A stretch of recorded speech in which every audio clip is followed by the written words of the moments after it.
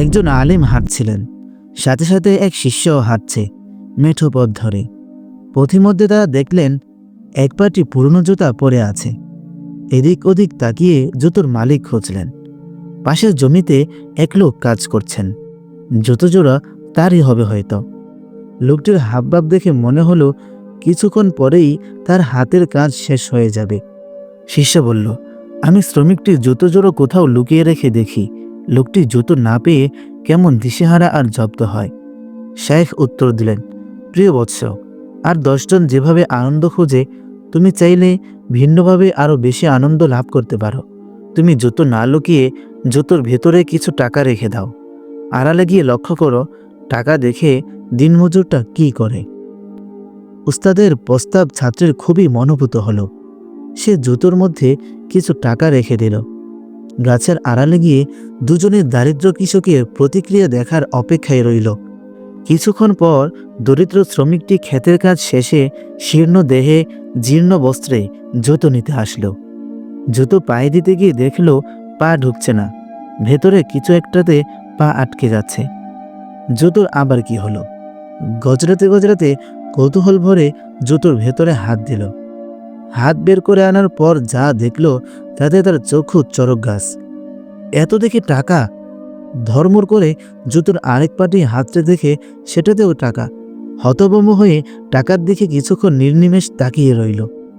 স্বপ্ন দেখছে না জেগে আছে নিশ্চিত হওয়ার জন্য চোখ রগড়ে আবার তাকালো। না, সত্যি সত্যি টাকা। আশেপাশে তাকিয়ে দেখল না, কেউ নেই। টাকাগুলো পকেটে রেখে নতজানু হয়ে বসল। আকাশের দিকে তাকিয়ে কান্না মিশ্রিত স্বরে আল্লাহকে সম্বোধন করে বলল, ইয়া রব, আপনার অশেষ শুকরিয়া।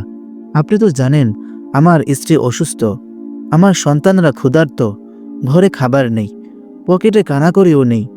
আপনি আমার সন্তানকে ধ্বংসের হাত থেকে বাঁচালেন, স্ত্রীকে চিকিৎসার ব্যবস্থা করে দিলেন। শিষ্যটি এই দৃশ্য দেখে আবেগ আপ্লুত হয়ে পড়ল। তার অশ্রুসজল চোখ দেখে শায়েখ বললেন, তুমি কি এখন বেশি সুখী আর আনন্দিত নও? যদি তোমার ভাবনা মতো জুতোগুলো লুকিয়ে রাখতে, তাহলে বেচারার কি দশা হতো? আর আমরাই বা কিভাবে তার পরিবারের করুণ দশার কথা জানতে পারতাম? শিষ্য বলল, আমি এইমাত্র যা শিখলাম, যতদিন বেঁচে থাকবো ভুলব না। শায়েখ বললেন, যখন তুমি কাউকে কিছু দেবে তখন তোমার আনন্দ বেশি হবে কারো থেকে কিছু নেয়ার চেয়ে। শিষ্য বলল, কথাটা আমি আগেও শুনেছি, অর্থ বুঝতে পারিনি, এখন বুঝেছি। শায়েখ বললেন, দান কয়েক প্রকার। 1.